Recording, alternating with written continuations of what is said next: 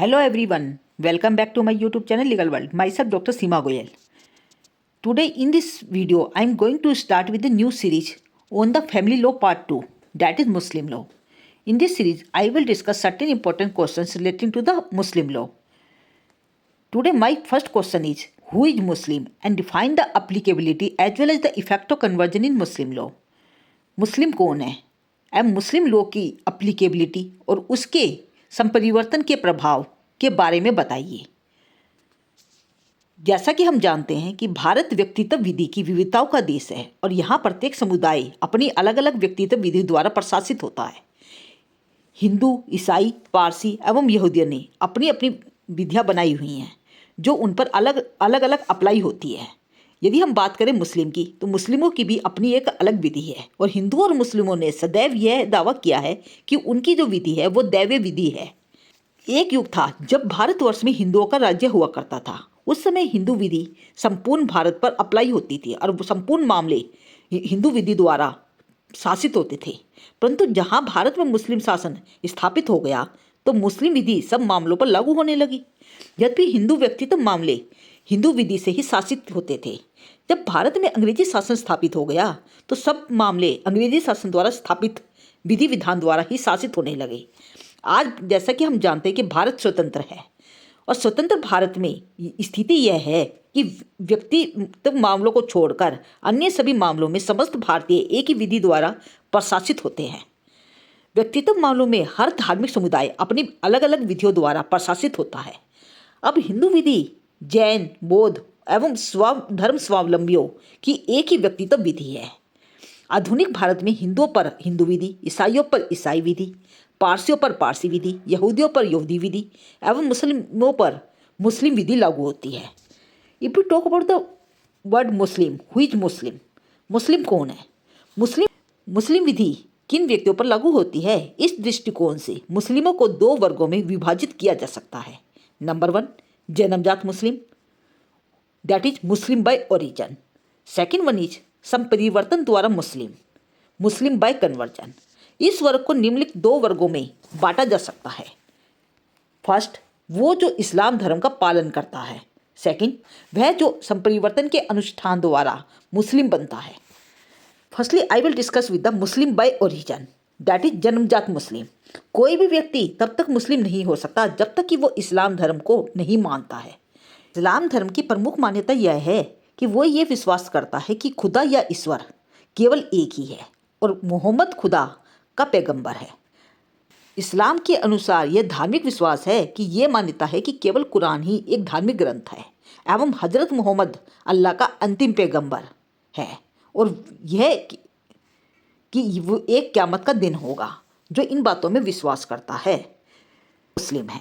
कोई भी व्यक्ति जो संपरिवर्तन द्वारा मुस्लिम नहीं बना है और इस्लाम की उपयुक्त मान्यताओं को मानता है वो जन्मजात मुस्लिम माना जाता है और यह सिद्ध करना आवश्यक नहीं है कि वह कट्टर निष्ठावान व्यक्ति है या नहीं है।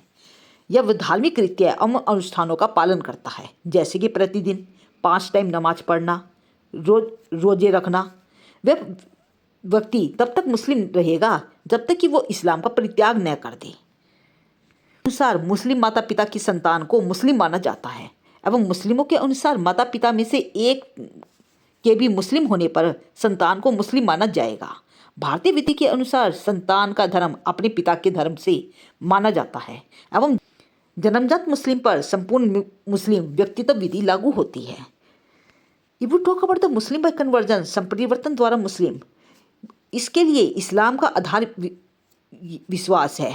अतः ए मुस्लिम या नॉन मुस्लिम आस्था द्वारा भी मुस्लिम हो सकता है एवं मुस्लिम विधि में यह आवश्यक नहीं है कि संपरिवर्तन का अनुष्ठान संपन्न किया जाए एवं संपरिवर्तन के अनुष्ठानों को संपन्न करके भी कोई भी व्यक्ति मुस्लिम हो सकता है एवं शरीयत नियम 1937 के अनुसार प्रत्येक मुस्लिम विधि द्वारा ही शासित होता है। नेक्स्ट इज आस्था द्वारा मुस्लिम। संपरिवर्तन के अनुष्ठान द्वारा या बिना अनुष्ठान किए आस्था की घोषणा द्वारा भी कोई भी व्यक्ति मुस्लिम हो सकता है। It was held in the case of Abdul Razzaq versus Aga Mohammed. इस विवाद में अब्दुल नाम का एक रईस बिना वारिस के मर गया एवं अब्दुल रजाक नामक का एक व्यक्ति ने अपनी संपत्ति का उत्तराधिकारी होने का दावा किया और यह कहकर दावा किया कि वह अब्दुल के मृत भाई का पुत्र है। अब्दुल के भाई ने एक बौद्ध धर्म की अनुयायी स्त्री बर्मी स्त्री से विवाह किया था।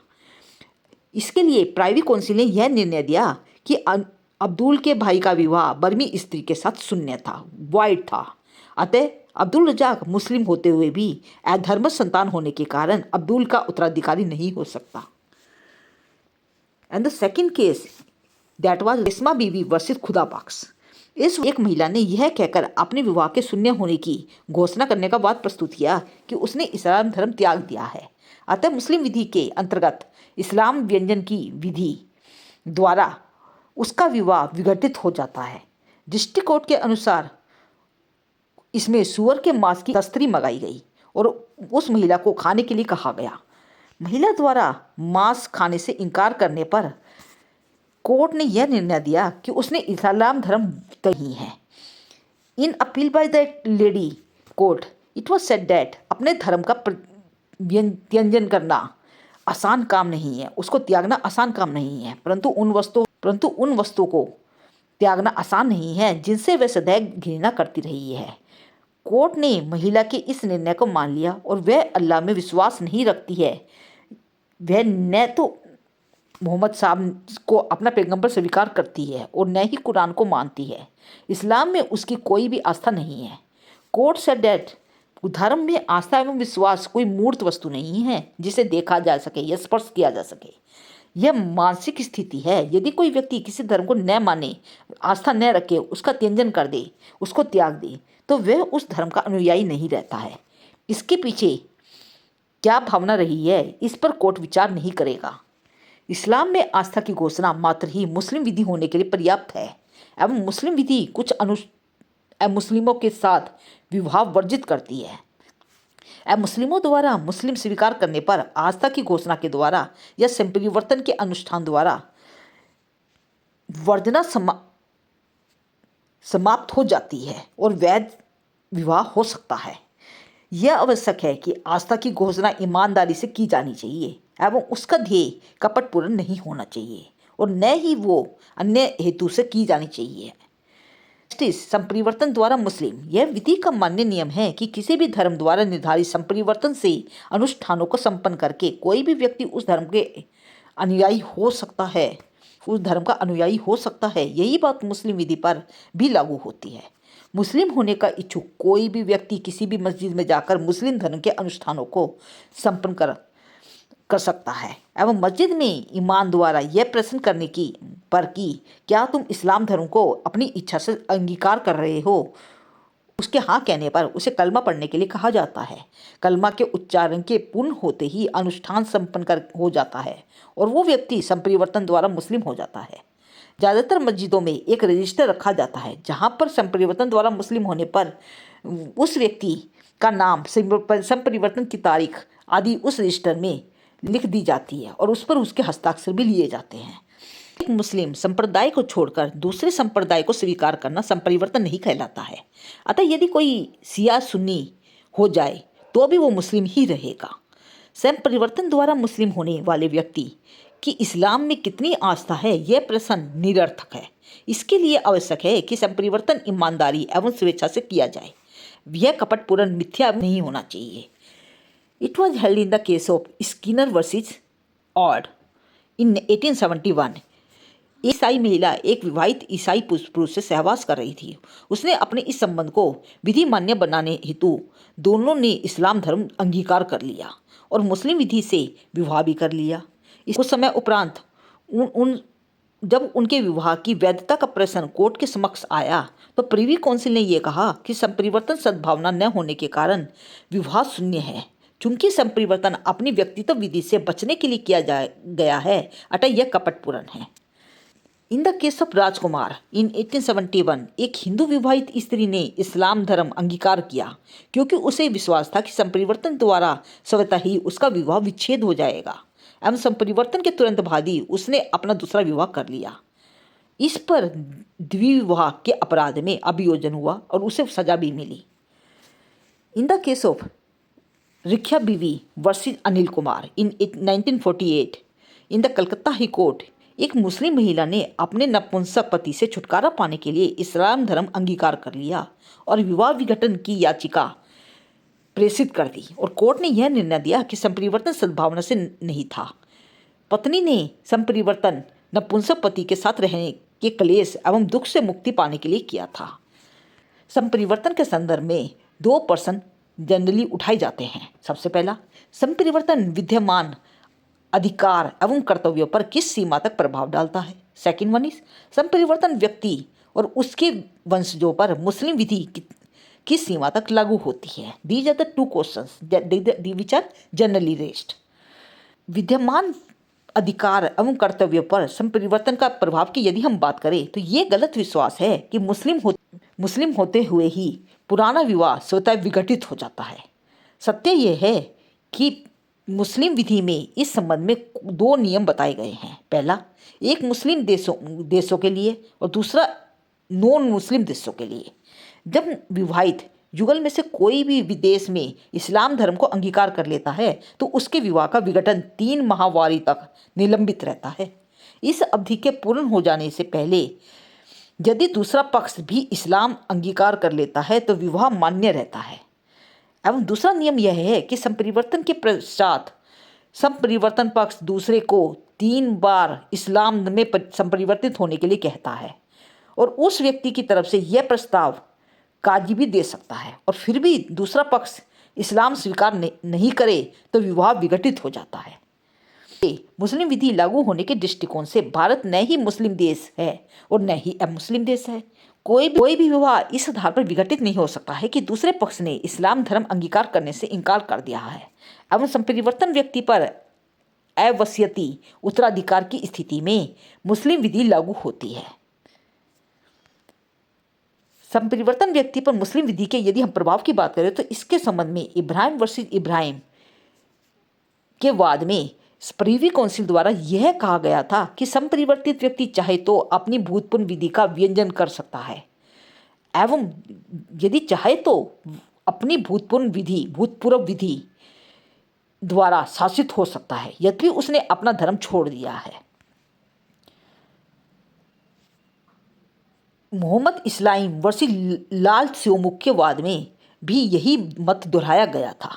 मुस्लिमों के एक वर्ग ने इसमें भूतपूर्व विधि के लागू होने पर असंतोष था और उसका कहना यह था कि संपरिवर्तन के पश्चात हर व्यक्ति मुस्लिम विधि पूर्ण रूप से लागू नहीं होना चाहिए। संपरिवर्तन के पश्चात हर व्यक्ति पर मुस्लिम विधि पूर्ण रूप से लागू नहीं होनी चाहिए एवं मुस्लिमों की इस भावना को विधिक रूप से देखने के लिए 1937 में मुस्लिम व्यक्तित्व विधि दैट इज शरीयत एक्ट को पास किया गया था। Who is Muslim? For the purpose of application of the Muslim law the Muslim falls under the 2 categories. First is Muslim by origin and second one is Muslim by conversion. If we talk about the Muslim by conversion, it may be further subdivided under the following categories. First is Muslim who professes the Islam. Second one is Muslim who undergoes the formal conversion. Firstly, I will discuss with the Muslim by origin. No person can be a Muslim who does not subscribe to the basic tenets of the Islam. So a person who subscribes the basic tenets of the Islam is a Muslim. The basic tenets of the Islam are the number 1, that is the principle of unity of the God. Second one is Prophet Muhammad is the prophet of God. Who faith in these 2 tenets, that is called Muslim. He may be called as Muslim. According to Islamic theory, essential belief of the Muslims are, that is holy book. Quran is the only revealed book of Allah Hazrat Muhammad, who was the last rascal prophet, and there is a day of judgment, that is Qiyamah, that is followed by life after the death of Akhirat. A person who subscribes to the basic tenets of the Islam will be a Muslim by origin. If it is not established that he is a conversion by Islam, this means if a person is born of Muslim parents, he will be a Muslim, and it is not necessary to establish that he observed any Islamic rites or the ceremonies. such as performance of five types of namaz or the of Ramjans, that is fast. A person will not become a Muslim just because he calls himself as a Muslim and he considered by others as a Muslim. In Muslim law, a child born of Muslim parents is presumed to be a Muslim. According to Shariat Act, if one of the parents is a Muslim, even then a child will be presumed as a Muslim. The ordinary rule in India is that the child generally takes the religion of his father, unless the contrary is proved. And this rule is now subject to the rule of modern Hindu law only, which if the one of the parent is Hindu, then the child will be brought up as a Hindu. Then the child will be considered as Hindu. To this category of Muslim personal law applies in the totality and no rule of Muslim law can be modified by custom. If we talk about the Muslim by conversion, a non-Muslim may become a Muslim by professing the Islam. That is, by acknowledging that there is one God and the Prophet Muhammad is his prophet, or by undergoing the ceremonies of Islam, that is conversion of Islam, governed by the Muslim law. According to Shariat Act, a person convert to Islam is a ordinary governed by Muslim law. If we talk about the profess of Islam, profess with or without any conversion, that is necessary and sufficient to remote disability of having the another religion. In the case of Abdul Razak versus Aga Muhammad, in 1893, whether mere profession of Islam is sufficient to make a non-Muslim. A Muslim is not entirely free from doubt. According to McNaughton rule, no court of law can test the sincerity of the religious belief. In all the cases where, according to Muslim law, unbelief or the difference of creed is bar to marriage with a true believer, it is enough if the alien in religion embraces Islam. It is submitted that a non-Muslim will become a Muslim by professing the Islam, provided that it is not culpable or the malified. If we talk about the conversion to Islam, it is a well-established proposition on undergoing the ceremonies of the conversion prescribed under the Islam becomes a Muslim. In Islam, ceremonies of conversion are very simple. A person seeking the conversion to Islam may go to Muslim mosque and on the Imam asking him, "Are you voluntarily embracing the Islam?" If he announces affirmatively that he is giving kalma to recite, on the completion of the recitation of the kalma, the conversion of ceremony is over and the non-Muslim becomes a Muslim.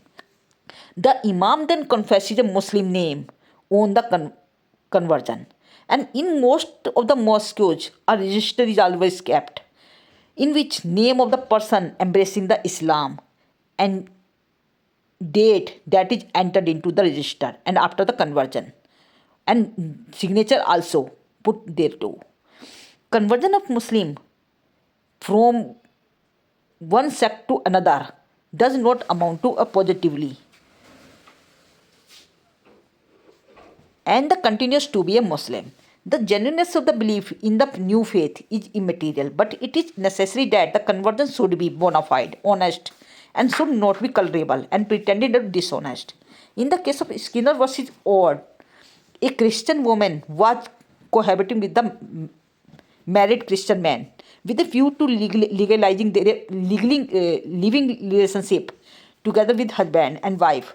Both of them undergo to the ceremony of the conversion of Islam and married together. Question was raised regarding the validity of the marriage. Privy Council held that the marriage was null and void, and it was held that as the conversion was not a bona fide, it was malified and it was only fraud upon a law.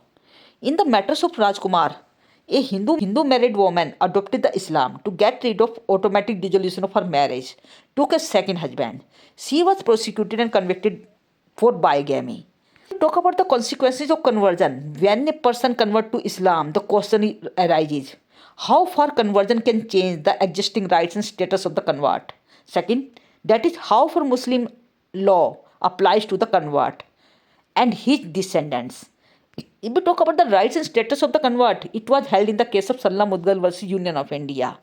In this case, the Honorable Apex Court laid down that if a monogamous marriage husband converts to Islam and he takes another wife, taking the advantage of four wives polygamy rule of Muslim law, he will be guilty of bigamy and liable to be prosecuted under section 494 of the IPC. His second marriage will be void. There is misconception that on conversion of a person to Islam, his marriage status automatically dissolved. And this rule can be divided into two parts. That is relating to conversion taking place in the Muslim countries, and second one is rules relating to the conversion in the non-Muslim countries. The first part of rule says that on conversion, converts has to offer Islam to the other party. This may be done by the Qazi, and the Islam is to be offered thrice, and the party are to be separately.